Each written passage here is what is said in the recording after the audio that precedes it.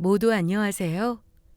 저는 서울 송파구에 살고 있는 30대 초반의 여성으로 1년 전 결혼을 해 행복한 신혼생활을 하고 있는 사람이기도 합니다. 지금이야 저를 아끼고 예뻐해 주시는 시부모님의 자상하고 다정한 남편까지 누구보다 행복한 삶을 살고 있지만 저의 어린 시절은 결코 행복하지 않았습니다. 남들은 살면서 한 번도 경험해보지 못한 삶을 살면서 참 많은 고생을 했거든요. 왜냐하면 전 8살 어린 나이에 엄마에게 버림을 받았으니까요. 엄마란 사람은 저에게 좋은 기억의 존재가 아니었어요. 제가 태어나 엄마에게 받은 것이라고는 방치와 무관심, 그리고 상처뿐이었죠. 그런데 그런 엄마가 제가 능력 있는 남편과 결혼을 하게 되자 저희 남편 집안 재산을 노리고 저에게 다시 접근해 왔던 것입니다. 아주 뻔뻔하게도 단지 저를 낳아준 엄마라는 이유로 저희 남편을 협박까지 하면서요. 하지만 저는 더는 어린아이가 아니었고 어린 시절 엄마에게 당한 만큼 철저히 복수를 해주게 됩니다. 너무 어려서 정확한 기억은 안 나지만 저는 5살 어린 시절부터 뭐든 혼자 척척 잘하는 아이였습니다. 왜냐하면 아빠가 출근하고 없는 집에서 절 챙겨줄 사람은 존재하지 않았으니까요. 엄마가 저와 집에 같이 있긴 했지만 엄마에게 전 그녀가 낳은 자식이라기보다 그녀를 귀찮게 하는 거슬리는 존재일 뿐이었던 거죠. 그날은 주말로 아빠가 일이 많아 회사로 출근을 하게 되었던 날이기도 했습니다. 평소 평일에는 아빠가 저의 아침과 저녁을 챙겨주셨고 점심은 어린이집에서 먹으면 되니 큰 문제가 되지 않았어요. 문제는 아빠에게 갑자기 일이 생긴 이런 주말이었죠. 저희 아빠는 어떻게든 점심때까지는 돌아오겠다고 말씀하시고 나갔지만 아무리 기다려도 올 생각을 하지 않는 겁니다. 그래서 저는 너무 배가 고파 엄마의 눈치를 보다 냉장고를 열어 김치를 꺼내 밥과 함께 먹고 있었습니다. 그런데 제가 김치에 밥을 먹는 모습을 보고 TV를 보고 있던 엄마가 갑자기 짜증을 내며 저에게 이야기했던 겁니다. 이게 냄새나는 김치는 꺼내서 왜 밥을 먹고 있어? 아유, 입에 다 묻히고 흘리고 먹는 것 좀 더럽게. 당장 이 냄새나는 거 치우지 못하겠어? 배고파서 그런 건데 왜 그래? 나 배고프단 말이야, 엄마. 엄마. 누굴 닮아서 짜증나게 생겨서 못난 건지. 못생기게 말도 더럽게 안 듣네. 전부 지 아빠 닮아서 그런 거겠지. 시끄러워. 조용히 하지 못하겠어? 네 엄마 여기 있는데 무슨 또 엄마를 찾아. 너 바보야? 그래서 전 밥을 먹다 말고 부엌 구석에 숨어 웅크리고 앉아 조용히 서럽게 울었습니다. 아빠, 빨리 와. 저기 배고프고 무서워. 아빠. 저는 그렇게 엄마의 무관심과 학대 속에 혼자 뭐든지 잘하는 아이가 될 수밖에 없었던 거였죠. 일어나는 것도 혼자, 세수도 혼자, 옷을 갈아입는 것도 혼자. 그렇게 해야 혼자 살아남을 수 있었을 뿐더러 아빠의 고생을 조금은 덜 수 있었으니까요. 비록 어린 나이였지만 엄마를 대신해 아빠 혼자 직장을 다니며 저를 돌보느라 고생을 한다는 것을 알았기에 어떻게든 도움이 되고 싶었던 겁니다. 하지만 저도 나이가 어린지라 가끔 실수할 때가 있었는데 그럴 때마다 친구들의 놀림을 당해야 했죠. 아빠도 정신없이 저를 챙기느라 눈치 못 채셨던 건데 제가 옷을 거꾸로 입고 어린이집에 갔다가 아이들에게 놀림을 당했던 거예요. 윤혜정, 오늘 또 옷 거꾸로 입고 왔다? 야, 너 왜 맨날 옷 거꾸로 입고 와? 저번에는 양말도 다른 색깔로 짝짝이로 신고 오더니 너 혹시 바보야? 아니야, 나 바보 아니야. 왜? 윤혜정, 정말로 또 옷 거꾸로 입고 왔네? 윤혜정 바보, 윤 회장 바보. 아니야. 나 바보 아니야. 그러나 제가 어린이집에서 또래 친구들에게 무슨 일을 당하듯 엄마는 저에게 전혀 관심이 없었어요. 그저 자신을 귀찮게 하지 않길 바랄 뿐이었죠. 그러다 결국 큰 사건이 터지고 맙니다. 제가 7살 때의 일인데 그날은 제가 독감으로 아파서 어린이집도 못 가고 집에서 누워 있었어요. 아빠는 출근을 하며 엄마에게 이번만큼은 전 잘 돌보라고 부탁했지만 아무 소용이 없었죠. 저에게 물 한 모금도 떠먹여주지 않던 엄마는 절 방치하다 못해 친구들을 만난다며 밖으로 나가버렸으니까요. 그리고 늦은 저녁이 되어 퇴근한 아빠는 저의 모습을 보고 놀라고 맙니다. 열 때문에 너무 목이 말라 냉장고에서 물을 꺼내 먹으려 했던 저는 그대로 냉장고 앞에서 기절해 쓰러져 있었으니까요. 그때 전 가누지 못하는 몸으로 냉장고 앞에서 울다가 정신을 잃은 상태였습니다. 그 모습에 아빠는 저를 안고 다급히 병원 응급실로 달려갔어요. 가물거리는 정신 속에 그때 아빠가 울면서 저한테 했던 말을 아직 잊을 수가 없습니다. 혜정아, 정신 차려. 아빠 두고 가면 안 돼. 아빠는 혜정이 없이 못 살아. 혜정아, 제발 정신 좀 차려줘. 아빠가 정말 미안해. 저는 결국 심한 독감에 걸려 오랜 시간 혼자 방치되어 있던 탓에 급성 폐렴까지 걸려 병원에 입원을 하게 되었죠. 그러다 결국 저희 엄마는 제가 8살 때 큰 사고를 치고 맙니다. 엄마가 다른 남자와 바람이 나 집을 나가 버린 것입니다. 거기다가 알고 보니 아빠 몰래 도박을 해 도박 빚까지 있는 상태였어요. 하지만 이번만큼은 아빠도 엄마를 절대 용서하지 않았어요. 아무리 기다려도 정신을 차리지 못하는 엄마를 보며 아빠는 결국 엄마를 간통죄로 고소하며 이혼을 해버린 것이었죠. 그래서 엄마는 아빠한테 이혼을 당하고 도박으로 진 빚 때문에 고소까지 당해 교도소까지 들어가게 되었습니다. 그렇게 엄마와 저희의 인연은 끊기게 되었고 시골에 혼자 살던 친할머니는 시골 생활을 정리하시고 저를 돌보기 위해 서울로 올라오시게 됩니다. 그런데 전 엄마와 살 때보다 아빠가 이혼한 그때가 전 더 행복했던 것 같아요. 더는 저를 귀찮아하거나 못 살게 구는 엄마도 없고 할머니와 아빠의 사랑도 듬뿍 받으며 혼자 뭐든지 잘하는 아이가 되지 않아도 되었으니까요. 아빠와 할머니의 사랑 속에 저는 무럭무럭 잘 자라게 됩니다. 그 덕분인지 제 입으로 이런 말 하긴 뭐하지만 저는 정말 잘 큰 어른이 됩니다.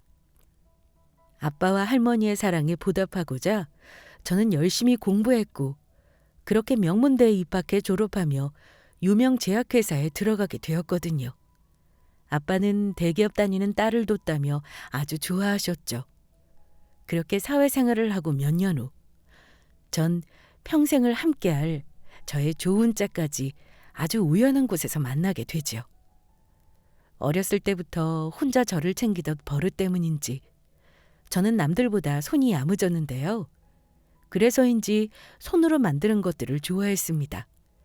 뜨개질이며 인형 만들기며 베이킹까지 여러 취미생활을 가지고 있는 취미 부자이기도 했죠. 그러다 아빠 생일을 맞아 케이크를 직접 만들어드리고 싶어 원데이로 하루 동안 케이크를 만들어 배우는 쿠킹 클래스를 듣게 됩니다. 그런데 원데이 수업에 참석해 보니 제 옆에 큰 키의 안경을 쓴 조금 어수룩해 보이는 남자분이 같이 수업을 듣고 있더라고요. 그런데 남자분은 케이크를 처음 만드는 건지 밀가루를 차에 치는 거며 계란으로 거품을 만드는 거며 하나도 제대로 하는 것이 없었습니다. 게다가 수업을 듣는 다른 사람들을 따라가지 못하는 게 조급했는지 허둥지둥 실수까지 하더라고요. 그래서 케이크 만들어 본 경험이 있어 익숙한 제가 남자분을 옆에서 조금씩 도와주게 되었죠. 그러다가 이야기를 하게 되었는데 남자분도 엄마의 생신이 얼마 남지 않아 엄마의 케이크를 만들기 위해 수업을 듣게 되었다고 하더라고요. 게다가 더욱 놀라운 것은 저희 회사 근처에서 근무하고 있던 같은 직장인이었습니다. 들어보니 저도 알고 있는 요즘 뜨는 스포츠 의류 브랜드를 만드는 회사에서 근무하고 있더라고요. 남자분은 그날 저 덕분에 엄마에게 드릴 생일 케이크를 무사히 만들 수 있었고 그게 고마운지 저에게 밥을 사주고 싶다며 연락처를 물어보더라고요. 아무리 그래도 남자가 이성에게 연락처를 묻는 것에는 이유가 있다고 생각해 조금 망설이긴 했지만 부모님 생일을 챙기기 위해 케이크까지 직접 만드는 남자분의 자상한 모습이 나쁘지 않아 전 제 연락처를 알려주게 되었습니다. 그렇게 남자분과 저는 연락을 하고 지내다 정식으로 첫 데이트를 하며 만나게 되었는데 처음 다시 만나던 날 전 처음에 다른 사람이 나온 줄 알았다니까요. 안경까지 벗고 말끔하게 차려입은 남자분은 정말 누가 봐도 깔끔한 인상에 훤칠한 멋진 사람이었으니까요. 남자분은 만날수록 정말 괜찮은 사람이었고 저희는 연인 사이가 되어 사귄 지 1년 만에 결혼을 약속한 사이가 됩니다. 그렇게 저희는 양가 부모님께 인사를 드리게 되었고 상견례만 남은 상태였죠. 그런데 생각보다 시부모님께서 저를 매우 마음에 들어 하셨습니다. 저희 아빠와 엄마의 일부터 저희 집 사정을 전부 알게 되셨을 때도 전혀 신경 쓰지 않으시더라고요. 오히려 그런 상황 속에서도 잘 자란 저를 더욱 마음에 들어 하셨습니다. 고생한 저를 안타까워하시며 혼자 저를 키우신 아빠를 대단하다고 말씀해 주셨죠. 게다가 시어머니께서 저를 어찌나 예뻐하시는지 나중에는 시어머니와 친구처럼 지내는 사이가 되었습니다. 하지만 생각하고 싶지도 않은 악몽 같은 일이 전혀 예상치 못한 곳에서 얼마 후 저에게 벌어지고 맙니다. 영원히 보고 싶지 않은 인물과 뜻밖의 장소에서 다시 만나게 되었으니까요. 예비 남편이 된 저희 남자친구는 제가 싼 김밥을 많이 좋아했는데요. 그래서 그날 제가 점심시간에 맞춰 예비 남편의 회사로 김밥 도시락을 싸서 찾아가게 됩니다. 예비 남편과 전 직원 전용 휴게실 겸 카페에서 음료를 시켜 같이 싸온 김밥을 먹고 있었어요. 예비 남편은 저보다 4살 많은 연상이었는데 아직 젊은 나이이지만 능력을 인정받았는지 회사에서 벌써 개발팀 부장으로 근무 중이었거든요. 그래서인지 밥을 먹는데도 예비 남편에게 와 인사하는 직원들도 꽤 있더라고요. 그런데 예비 남편 회사에서 청소를 하는 미화원 직원까지 저희 곁을 어슬렁거리다가 예비 남편과 저에게 인사를 하더라고요. 조금 많이 이상하긴 했지만 그때까지는 별로 대수롭지 않게 생각했어요. 그런데 예비 남편과 헤어지고 회사 건물 밖으로 나오려는데 미화원이 저를 따라와 말을 시키는 것이었습니다. 그것도 아주 반가운 표정으로 저에게 다가오며 아는 척을 했던 거죠. 혜정아, 너 혜정이 맞지? 네? 누구신데 제 이름을 아세요? 혜정아, 정말 나 모르겠어? 나다 네 엄마. 이렇게 보니까 정말 반갑다.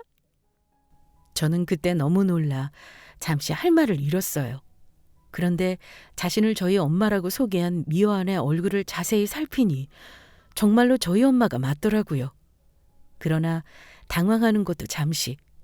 저를 버릴 때는 언제고 이제와 아는 척을 하는 여자에게 제가 좋은 말이 나올 리가 없었습니다. 아줌마, 이제 와서 저희 엄마라뇨. 다른 남자랑 살겠다고 자식까지 버리고 간 주제. 난 당신 모르는 사람이니까 나한테 아는 척하지 마. 그러나 제 말은 들리지 않는 것인지 엄마는 아주 신이 나 계속 말하더군요. 그리고 전 엄마에게서 상상치도 못한 저희 예비 남편의 정체를 알게 됩니다. 그나저나 아까 뭐니? 보니까 우리 회사 개발팀 부장님이랑 결혼할 연인 사이 같던데 맞는 거니? 내가 누구랑 결혼하든 인재와 당신이 무슨 상관인데 당신 같은 사람이랑 상대하고 싶지 않으니까 당장 내 눈앞에서 사라지라고. 얘는 또 무슨 말을 그렇게 매정하게 하니? 정말로 개발팀 부장님인 이 남자가 너랑 결혼할 남자라는 거지? 이제 보니 너 아주 여우구나. 저런 대단한 남자를 어떻게 물은 거야? 아주 잘했다. 여자는 남자를 잘 만나야 되는데. 아이고, 떡 부러진 것. 네가 아주 팔자가 폈구나. 나도 이럴 줄 알았으면 젊었을 때 네 아빠 말고 좀 더 괜찮은 능력 있는 남자를 물었어야 하는 건데. 당신 그게 무슨 소리야? 내 남자친구가 대단한 사람이라니 무슨 헛소리를 하려고. 어디서 순진한 척 하기는. 네 남자친구가 여기 회사 사장 아들이잖아. 나중에 네 남자친구가 여기 회사 물려받게 된다고. 너 그거 알고서 네 남자친구 꼬신 거 아니었니? 설마 몰랐다는 앙큼한 소리를 하려는 건 아니지? 엄마의 말에 놀란 것도 사실이지만 저는 겉으로 티내지 않았어요. 엄마 같은 사람을 아니라고 설득하려 해봤자 아무 소용 없다는 걸 어린 시절 경험을 통해 잘 알고 있거든요. 게다가 저에겐 그보다 더 중요한 일이 있었으니까요. 수십 년 전 제가 너무 어려 하지 못했던 일이었죠. 저를 학대하고 방치한 엄마를 오랜만에 만났으니 이대로 가만히 넘어갈 수는 없는 거잖아요.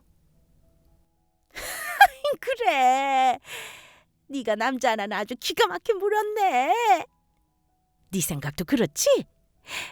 그래서 하는 말인데 저기 딸, 우리 앞으로 서로 연락하면서 지낼까? 좋은 게 좋은 거라고. 이 엄마가 잘난 우리 사위덕 좀 보게 말이야. 설마 너 혼자만 잘 먹고 잘 살겠다는 건 아니지? 널 여기서 다시 만나게 되다니 아주 노년에 내 인생 피게 생겼다. 이건 정말 운명이야. 그게 아니지 이 아줌마야. 당신이 아니라 이건 하늘이 나에게 절호의 기회 같은데 어린 시절 날 학대하고 괴롭혔던 당신한테 내가 제대로 복수할 기회. 내 남자친구가 여기 회사 대표님 아들이라고 했지? 그러면 아주 잘 됐네. 내가 남자친구한테 말해서 당신 여기 우리 아버님 회사에서 당장 쫓아내라고 해야겠다. 아줌마가 과거에 나한테 어떻게 했는지 전부 이야기하고 당신이 내 남자친구 회사에서 일한다는 것만으로도 내가 어릴 적 안 좋은 기억이 떠올라서 참을 수가 없으니 당장 당신을 자르라고 말이야. 이걸 어쩌나? 아줌마 노년에 직장까지 잃고 백수되게 생겼네. 뭐라고? 안 된다. 여기 직장도 내가 어렵게 겨우 구한 건데 여기서 쫓겨나면 나보고 뭐 먹고 살라고. 우리 그냥 오늘 서로 못 본 걸로 하자. 그러면 난 이만 일이 바빠서 가보마. 오늘 너랑 나는 안 본 거다. 제 말에 엄마는 겁을 먹고 아주 불이 났게 도망치더라고요. 제대로 한 방 먹이고 나니 아주 속이 시원했습니다. 저희 예비 남편이 회사 사장 아들이라는 것이 정말 놀라운 소식이지만 그때 전 결심한 게 있어요.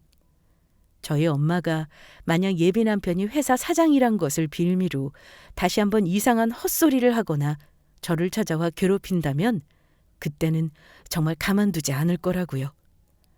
어린 시절 당했던 것까지 해서 본인이 잘못한 일에 대해 몇 배로 갚아줄 거란 생각이었죠. 그리고 일단 그때는 회사가 끝나고 예비 남편을 빨리 만나야겠다는 생각이었습니다. 저희 엄마가 한 말이 사실인지 묻고 정말 사실이라면 단단히 일러둘 일도 있었으니까요. 그렇게 예비 남편과 전 저녁에 만나게 되었고 저의 물음에 예비 남편은 저에게 많이 미안해하며 말했습니다. 미안해. 자기한테 진작 말했어야 했는데 우리 집안이 무슨 일 하는지 밝히면 자기가 도망갈까 봐 말을 못했어. 자기가 늘 평범한 가정 꾸리면서 행복하고 소박하게 사는 게 꿈이라고 하니까 우리 집안은 그게 아닌데 자기가 나 싫다고 할까 봐 겁이 났거든. 그래서 부모님께도 내가 나중에 전부 이야기할 테니 일단 아빠가 우리 회사 사장님인 거 말씀하지 말아달라고 부탁드렸었고. 그런데 자기야, 그냥 우리 집은 사업을 하는 집안일 뿐이고 자기가 사는 거랑 별반 다를 게 없어. 자기도 우리 부모님 봐서 알겠지만 검소하고 소박하신 분들이야. 그리고 내가 정식으로 양가 부모님들 상견례 하기 전에 조만간 자기한테 모든 사실을 말하려고 했었다고. 자기야, 괜찮아. 내가 자기 부모님들 보기 전이라면 싫어서가 아니라 자기 집처럼 잘 나가는 사업하는 집안의 며느리가 된다는 게 겁나고 무서워서 도망갔을지도 모르지만 자기 말대로 자기 부모님들 모두 좋으신 분들이시고 자기랑 함께라면 나도 행복하게 사는 거 가능할 것 같아. 그러니까 이번만큼은 용서해 줄게. 하지만 다음부터는 속이는 거 없기다. 앞으로는 속이지 말고 뭐든 나한테 솔직히 이야기해 줘야 해. 알겠어. 이해해줘서 정말 고마워. 저는 이야기를 마친 뒤 예비 남편에게 일러두려 했던 걱정되었던 이야기를 바로 꺼냈습니다. 바로 예비 남편 회사에서 본 저희 엄마 이야기요. 혹시 모르니 조심하라고 말을 해둔 것이었죠. 제 걱정이 기우이길 바라면서요. 그러나 역시 아니나 다를까 저희 엄마가 기어이 일을 벌이고 말았습니다. 제가 회사 사장 아들과 결혼할 거란 사실을 알자마자 회사에서의 지내는 태도가 확 바뀐 것입니다. 예비 남편의 말로는 자기가 회사 사장과 곧 사돈될 사이라며 같이 일하는 동료들과 직원들에게 갑질을 하며 여기저기 소문을 내고 다닌다고 하더라고요. 게다가 빈둥빈둥 놀며 일까지 제대로 안 하고 있다고 했습니다. 제가 그렇게 경고를 했는데도 그 말에 어이가 없던지 아주 기가 막혔죠. 자기야, 정말 미안해. 이제는 내 엄마라고 생각하지도 않은 사람인데 그런 여자 때문에 자기까지 피해를 주고 나 버리고 갈 때는 언제고 무슨 염치로 저러고 다니는지 모르겠어. 아니야, 괜찮아. 자기가 원해서 그런 것도 아니고 그분이 마음대로 저지른 일을 어떻게 말릴 수 있겠어? 그래서 하는 말인데 자기만 괜찮다면 그분 정신 차리게 내가 혼 좀 내줄까? 어떻게? 그런 방법이 있긴 한 거야? 당연히 있지. 내가 볼 때 저런 사람은 회사에서 자른다고 해도 바로 정신 차릴 사람도 아니고 한번 매운맛을 봐야 제대로 정신을 차릴 것 같거든. 그러니까 자기는 아무 걱정 말고 나만 믿고 있으라고. 예비 남편이 생각해낸 방법은 저희 엄마가 저와 예비 남편의 이름을 팔아 다시는 회사 직원들에게 갑질을 하지 못하도록 제대로 쪽을 주는 것이었죠. 다시는 얼굴을 들고 다니지 못하도록 말이에요. 그리고 저희 엄마는 예비 남편이 말한 대로 회사에서 전 직원들에게 제대로 창피를 당하고 맙니다. 정확히 이름을 밝히진 않았지만 누가 보아도 저희 엄마인 걸 알 수 있도록 저격을 하며 경고성 메시지를 사내 홈페이지에 공지로 올려버렸던 것이죠. 현재 모 직원이 회사 간부의 이름을 팔아 인척관계가 될 거라며 주변 직원들에게 갑질을 하고 횡포를 부리고 있다는 신고가 접수되어 직원분들의 제보를 기다리고 있습니다. 현재 확인된 바로는 간부와 결혼할 여성은 부친과 할머니의 손에 길러졌으며 현재 모친은 존재하지 않는 걸로 알고 있습니다. 그러니 만약 간부의 이름을 팔아 갑질을 부리는 직원이 있다면 회사 내부 규정에 따라 처리할 것이고 그 정도에 따라 회사에서 퇴사 처리됐음을 경고합니다. 누구든지 갑질을 당한 직원들이 있다면 회사 감사실로 신고 부탁드립니다. 그리고 예비 남편의 회사는 한번 제대로 뒤집어졌다고 합니다. 저희 엄마는 회사 동료들과 직원들에게 제대로 쪽을 당하며 직원들을 괴롭혔던 만큼 그대로 되돌려받았다고 해요. 동료들에게 왕따를 당하며 그동안 회사 대표와 사돈될 사이라며 일하지 않은 것까지 2배로 일을 하게 되었고요. 그러다 여러 사람의 신고로 결국 회사에서 6개월간 정직 처분을 당하며 월급까지 깎이게 된 것이죠. 다시 한번 이와 같은 일이 발생할 시 해고를 당하게 될 거란 통보와 함께요. 정말로 저희 엄마는 예비 남편의 회사에서 얼굴도 들고 다니지 못하게 된 것입니다.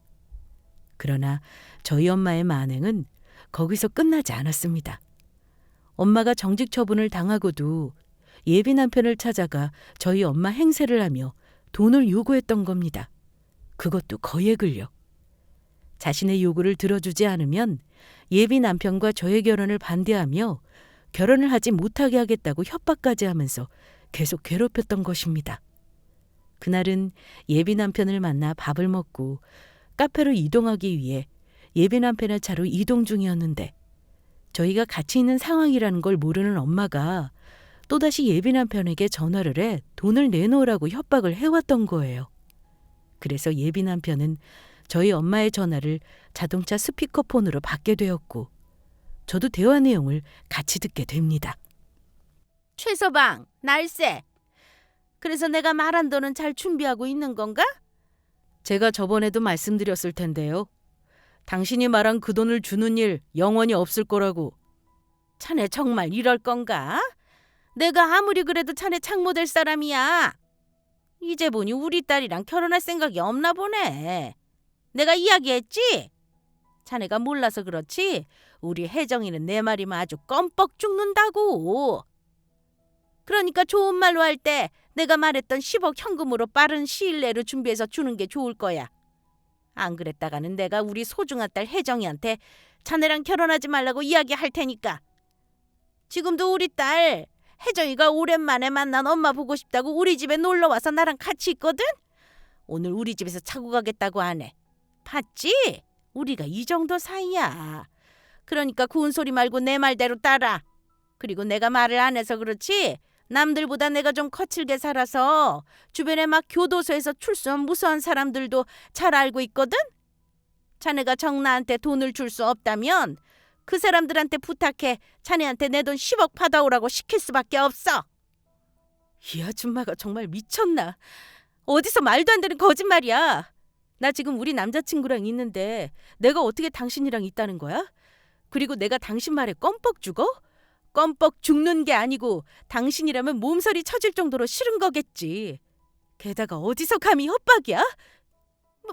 뭐야? 혜정이 너 최서방이랑 같이 있었어? 이 정신 나간 아줌마야. 잘 들어. 이건 내가 마지막으로 하는 경고니까. 다시 한번 전화해서 내 남자친구 협박했다가는 내가 당신 공갈미수로 경찰에 확 신고해서 콩밥 먹게 할 테니까 명심해. 그 나이 먹었으면 당신이 지금 하는 행동이 얼마나 쪽팔린 줄 알고 정신 차리고 살라고. 하지만 저의 엄마라는 여자는 정말 포기를 모르는 사람이었죠. 결국에는 엄청난 일을 벌이고 말았으니까요. 제 경고에 예비 남편에게서 돈 나올 구멍이 없다고 생각했는지 이번에는 저희 예비 남편 이름을 팔아 사람들에게 돈을 빌리며 사기를 치고 다녔던 겁니다. 저희 예비 남편의 아빠가 엄마가 하는 사업에 투자를 하기로 했다면서 주변 사람들에게 투자금 명목으로 돈을 뜯어내 자기 멋대로 사용을 하고 다니고 있었던 거죠. 그 사실을 저의 엄마에게 돈을 투자한 투자자가 어떻게 알았는지 남편의 연락처로 전화가 오게 되면서 알게 되었습니다. 저는 더 이상 엄마를 가만히 지켜볼 수 없었어요. 끝까지 정신 못 차리고 그동안 저한테 저질렀던 일에 대해 죄책감 하나 없이 잘못을 저지를 엄마를 더는 용서할 수가 없었거든요. 그래서 전 제대로 일을 끝내며 엄마를 혼쭐 내주기로 결심합니다. 다시는 나쁜 짓을 저지르지 못하도록 지금까지 저지른 죄값을 톡톡히 치르게 해줄 예정이었죠. 그래서 전 예비 시어머니에게 도움을 청하게 됩니다. 예비 남편이 아버님이 본인 회사 대표란 사실을 저에게 밝히면서 제가 또 한 가지 알게 된 새로운 사실이 있었거든요. 사실 예비 시어머니께서 오랫동안 변호사 사무실을 운영하고 계신 연륜이 두둑하신 변호사였던 겁니다. 그래서 저는 그동안에 있었던 일들을 말씀드리고 시어머니에게 도움을 청하게 되었죠. 어머니, 정말 죄송해요. 그런데 이런 부탁드릴 분이 어머니밖에 안 계셔서요. 아니다. 혜정이 너는 나만 믿고 있어. 어디 그런 인간도 엄마라고. 네 엄마가 그럴 때마다 네가 얼마나 큰 상처를 받았겠니? 아이고, 가여운 것. 이 시어미가 너 도와서 모든 일 해결해 줄 테니까 나만 믿고 있어라. 네, 어머니. 정말 감사합니다. 저는 시어머니와 예비 남편과 상의해 저희 엄마가 법적으로 받을 수 있는 모든 벌을 받을 수 있도록 준비를 하기로 합니다. 그렇게 시어머니와 모든 이야기를 마친 후 저는 엄마에게 연락해 예비 남편과 제가 할 이야기가 있다고 말해 며칠 후 고급 한정식집에서 만나게 됩니다. 제가 어떤 이야기를 할지 꿈에도 생각 못한 엄마는 아주 신이나 약속 장소로 나오더라고요. 그것도 당당하게 저희 예비 남편의 이름으로 사기를 쳐서 산 가을에는 전혀 어울리지도 않은 비싼 모피 코트에 촌스러운 명품 가방까지 들고 말이에요. 게다가 아주 즐겁게 지인과 통화하며 방으로 들어오더라고요. 앞으로 어떤 일이 벌어질지 꿈에도 모른 채요. 그렇다니까. 내가 우리 딸 덕분에 뒤늦게 인생 제대로 펴게 생겼어. 이제 보니 내가 딸 하나는 아주 기가 막히게 낳았다니까. 그래. 내가 나중에 비싼 식당에서 밥 한번 쏠 테니까 그때 보자고. 그리고 전화를 끄는 엄마는 당당하게 저와 예비 남편의 맞은편에 자리를 잡고 앉더니 아주 뻔뻔하게 물었습니다. 그래서 두 사람 왜 오늘 나를 보자고 한 거야? 혹시 내가 말한 돈이 준비라도 된 건가? 그래서 나 부른 거야? 그러면 어서 준비한 돈이나 내놔. 내가 오늘 약속이 많이 잡혀서 빨리 나가봐야 하거든. 여기저기서 같이 사업하자고 불러서 몸이 10개라도 부족하다고. 그래도 내가 배가 지금 많이 고파서 밥은 먹고 가야 할 것 같으니까 여기서 제일 비싼 코스로 하나 시켜주고. 내가 요즘 입맛이 고급이 돼서 툭불 한우밖에 안 먹으니까 그렇게 알고. 툭불 한우 같은 소리하고 자빠졌네. 당신한테는 내 돈 1원 한 푼 쓰기 아까우니까 정 먹고 싶으면 여기 찬물은 공짜니까 배 터지게 처먹던지. 뭐라고? 찬물이나 처먹어? 그러면 오늘 나 왜 보자고 한 거냐? 니들 나랑 잘해보자고 오늘 부른 거 아니었어? 잘해보긴 뭘 잘해봐. 당신 그 못된 짓거리 다시는 못하게 하려고 불렀지. 당신이 내 남자친구 이름 팔아서 사기치고 다니고 있던 거 내가 모를 줄 알아? 그거 엄연히 범죄라고. 이 더러운 사기꾼아. 너 지금 그게 말버릇이 뭐야? 기껏 나와서 부잣집에 시집가게 해줬더니 지금 은혜를 원수로 갚아? 그리고 범죄는 무슨 범죄? 내 말에 지들이 투자한다고 나서면서 서로 돈 주겠다고 해서 받은 건데 그게 왜 사기야? 거짓말에 넘어간 그것들이 멍청한 거지. 당신 정말 끝까지 정신 못 차리는구나. 나 어렸을 때 학대하고 다른 남자랑 바람나버리고 나간 주제 어디서 은혜 타령인데? 그래놓고 어떻게 뻔뻔하게 나랑 결혼할 남자친구 이름을 팔아서 사기칠 생각을 할 수 있어? 당신은 내 엄마 될 자격도 없을 뿐더러 사람 대접받을 자격도 없는 인간 쓰레기라고. 사기라니. 그래서 네가 뭘 어떻게 할 건데? 왜? 나 경찰에 신고해서 깜빵이라도 쳐넣으려고? 어디 해볼 수 있으면 얼마든지 해보든지. 저번에도 내가 최서방한테 돈 달라고 할 때 다시 한번 괴롭히면 경찰에 신고한다고 하더니 지금까지 최서방 이름 팔아서 사기치고 다녀도 가만히 있는 걸 보면 너도 뚜렷한 방법이 없는 거 아니야? 내가 아무 죄가 없으니까 너도 경찰에 신고 못하고 가만히 있는 거 아니냐고. 그리고 만약 내가 정말로 사기로 고소당해서 범죄자 되면 네 친정엄마가 청과자 되는 건데 그러면 네가 사람들 앞에서 쪽팔리지 않겠니? 아마 그 사실을 알게 되면 네 시댁에서도 최서방이랑 너 결혼시키려고 안을 텐데 정말 괜찮겠어? 내가 사기꾼 돼서 너 쪽팔리는 게 정 싫은 거면 최서방 아버지한테 말해서 이 엄마 사업에 진짜 투자하라고 하면 될 거 아니냐. 그러면 사기치는 게 아닌 게 되는 거잖아. 최서방 내가 그렇게 돈을 잘 버는데 나한테 몇 억 주는 건 껌값일 텐데 어려울 것도 없잖니. 그러니까 너도 잔소리 좀 그만하고 네 엄마 청과대다서 쪽팔리고 싶지 않으면 네가 옆에 있는 최서방을 잘 설득해서 어서 내 사업에 투자하라고 시켜라. 아우, 키우지도 않은 자식 덕분에 노후에 아주 팔자 피고 살게 생겼어. 이게 웬 떡인지 몰라? 억울하냐? 그렇게 누가 나 같은 사람을 네 엄마로 두고 태어나래? 어디서 감히 우리 새아기한테 개떡 같은 소리를 짓거려? 저희 엄마 말에 답한 건 제가 아닌 바로 저희 시어머니였어요. 사실 시어머니는 저와 예비 남편이 저희 엄마를 만나기 전부터 옆방에서 기다리고 계셨거든요. 알맞은 타이밍에 저희 엄마를 만나러 나오기 위해서요. 그리고 지금이 바로 시어머니가 저희 엄마 앞에 나타날 타이밍이었던 거죠. 새아가? 그러면 그쪽이 우리 딸 시어머니 될 사람? 어머, 반갑습니다, 사부인.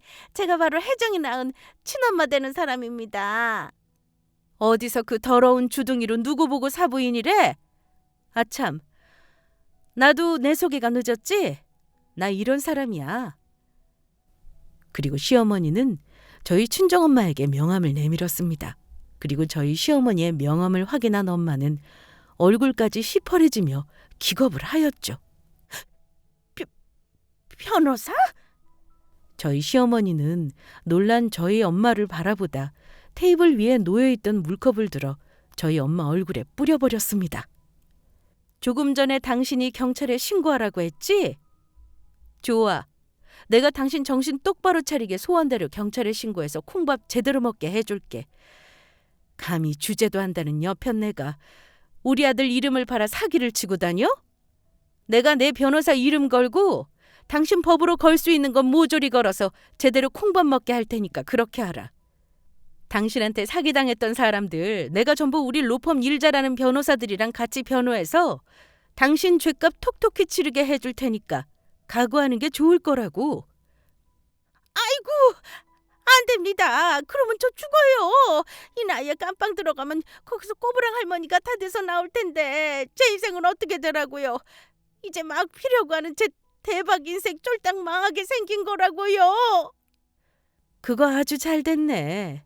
불쌍한 새아가 괴롭히고 우리 아들 이름 팔아서 사기치고 다닐 때는 이렇게 될 거라고는 전혀 생각 못했나 보지? 세상이 당신이 생각하는 것처럼 그렇게 만만한 줄 알아? 다른 엄마들은 자식 눈에 눈물이 나면 자기 눈에 피눈물이 흐른다고 하던데 당신은 그동안 엄마 없이 크면서 고생한 딸이 전혀 불쌍하지도 않나 봐? 당신 딸이 당신한테 버림받고 얼마나 힘들었을지 한 번이라도 생각은 해봤어? 하긴 그런 생각을 할 수 있는 종자라면 처음부터 지 새끼 학대하는 일 같은 걸 하지 않았겠지. 이 짐승보다 못한 잡것 같은 이라고. 사부인, 아니 사모님, 그러지 말고 우리 딸을 봐서라도 제발 한 번만 저 좀 봐주시면 안 될까요? 제가 깜빵 가면 사부인 며느리가 범죄자 자식 되는 건데 그래도 상관없으시겠어요?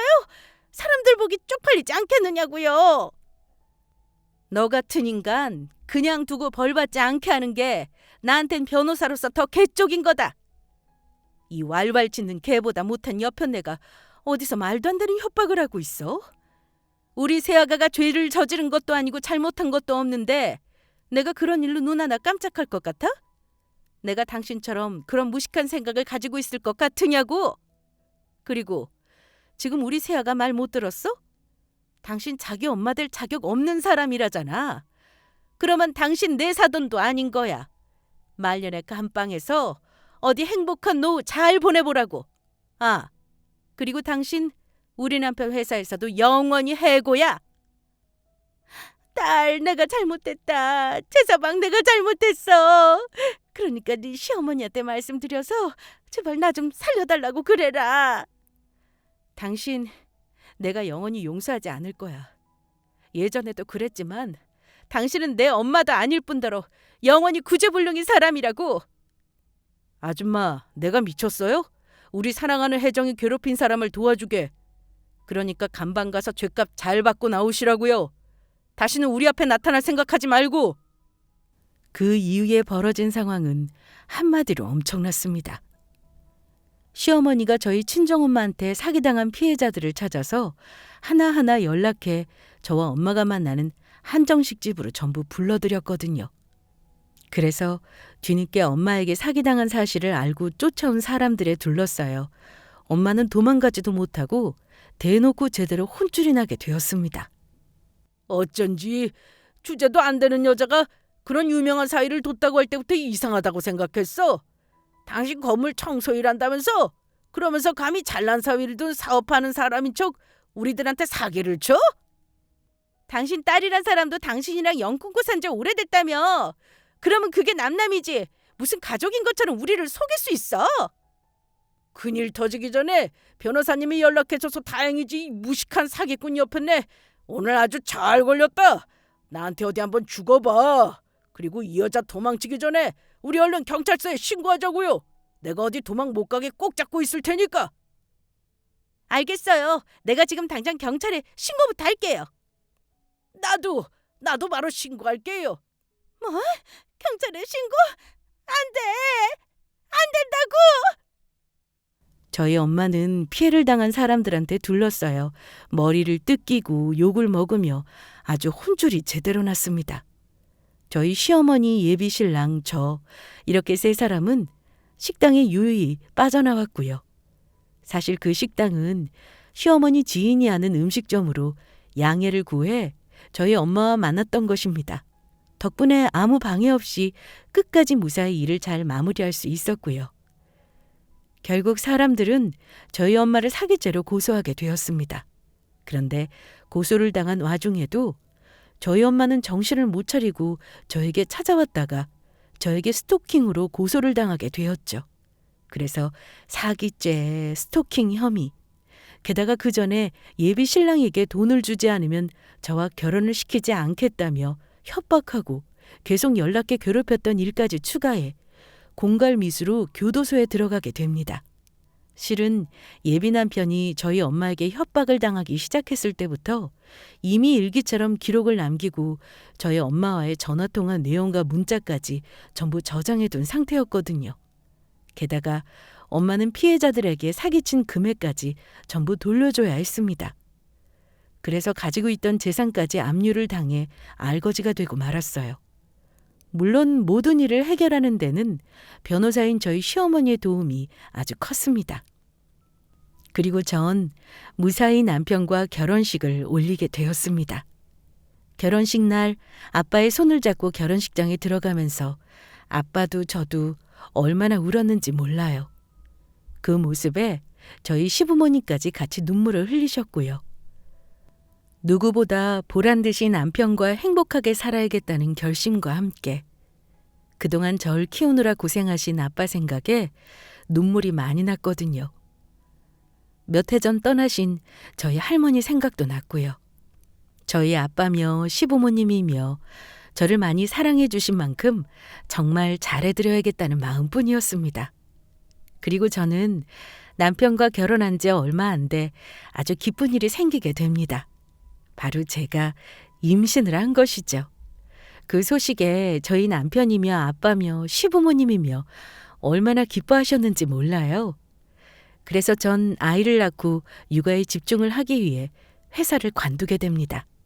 다른 사람들은 그 좋은 회사를 관두는 게 아깝지 않으냐고 물으시는 분들도 계시겠지만 전 어릴 적 아픈 기억 때문인지 제 자식만큼은 저처럼 외롭게 키우고 싶지 않았거든요. 아이가 성인이 되어 잘 클 때까지 옆에서 잘 보살피며 사랑도 듬뿍 주고 싶은 마음입니다. 감사하게도 여건이 되어 남편도 제 선택에 찬성해 주었고요. 그런데 제가 임신하자 저희 아빠가 아주 난리가 나셨더라고요. 임신한 제가 걱정된다면서 하루에 12번도 더 저에게 연락을 하고 집에 찾아오셨던 것이었죠.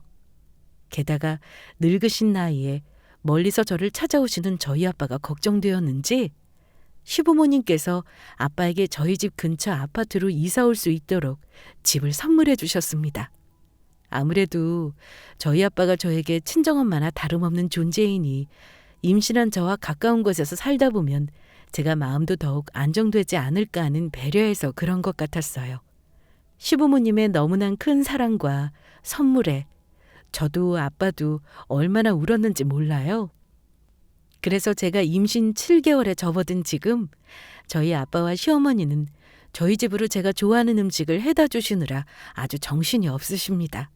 그리고 모두에게 사랑받고 있는 전 가끔 이 행복한 현실이 믿기지 않아 꿈은 아닌지 실감이 안 날 때가 있어요.